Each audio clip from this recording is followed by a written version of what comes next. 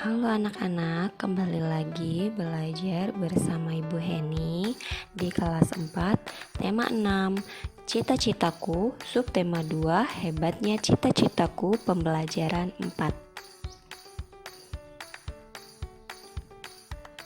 Ayah, jika sudah besar nanti aku bercita-cita menjadi arsitek seperti teman ayah, Paman Fadli. Apa sih hebatnya menjadi arsitek? Ayah menjawab, "Kamu mau tahu? Ayah akan menjelaskan padamu kehebatan seorang arsitek itu." Ayah Benny menunjukkan kepada Benny beberapa bangunan hasil karya arsitek, seperti Candi Borobudur. Candi Borobudur merupakan candi Buddha terbesar di Indonesia. Arsiteknya bernama Gunadarma. Candi tersebut amat indah dan megah, dibangun tanpa perekat dan tanpa bantuan alat modern. Tak heran jika Candi Borobudur menjadi salah satu keajaiban dunia. Yang kedua adalah Waduk Jatiluhur. Seorang arsitek juga berperan dalam menjaga lingkungannya. Misalnya, saat bekerja sama dengan insinyur teknik sipil dalam merancang Waduk Jatiluhur. Waduk Jatiluhur adalah kolam besar tempat menyimpan air untuk berbagai kebutuhan. Hasil karya kumpulan arsitek Indonesia ini memiliki banyak kegunaan, di antaranya menampung dan mengalirkan air ke sebuah pembangkit listrik tenaga air sehingga dapat menghasilkan listrik. Waduk juga bermanfaat sebagai penyedia air bersih dan irigasi yang dipergunakan untuk mengairi sawah. Waduk ini juga sebagai pengendali banjir. Yang ketiga, Jembatan Suramadu. Jembatan Suramadu adalah jembatan yang menghubungkan Pulau Jawa dan Pulau Madura. Berkat jembatan ini, masyarakat Madura dapat lebih mudah dan cepat melakukan perjalanan darat ke berbagai wilayah di Jawa Timur. Dengan panjang 5.438 meter, jembatan ini merupakan jembatan terpanjang di Indonesia saat ini. Seorang arsitek juga berperan dalam usaha mempersatukan umat beragama.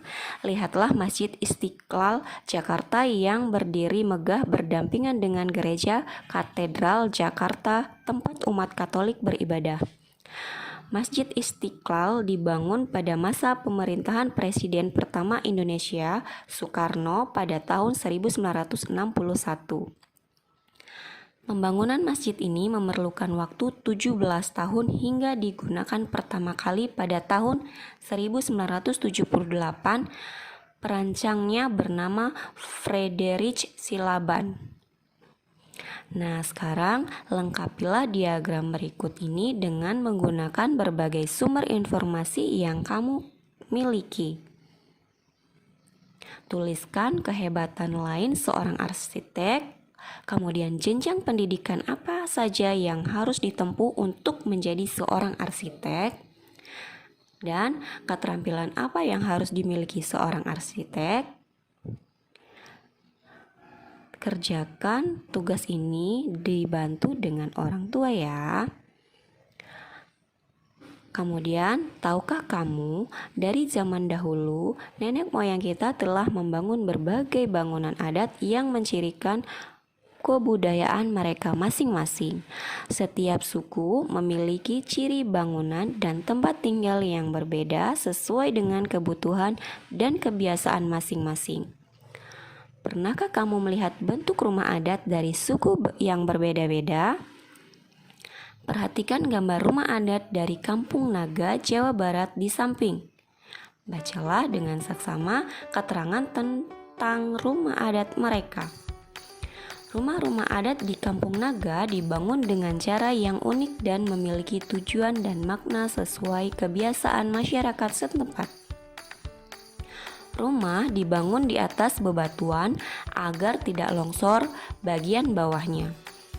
Masyarakat Kampung Naga sangat erat kekerabatannya, sehingga mereka membangun rumah mereka secara berdekatan, tetapi mengarah ke arah yang sama.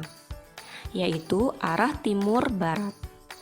Semua rumah akan menghadap ke arah Sungai Ciwulan yang berada di depan gerbang masuk kampung tersebut.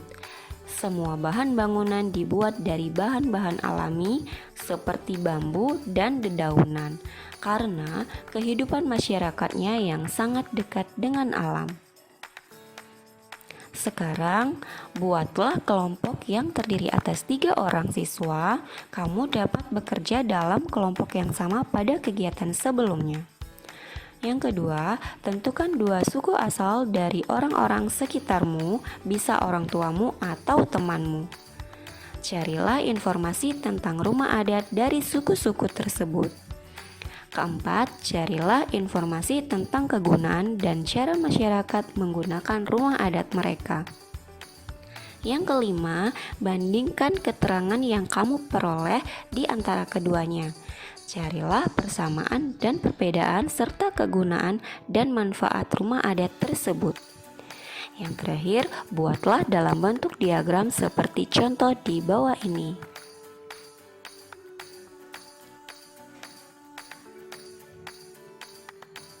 Terima kasih, selamat belajar dan selamat mengerjakan.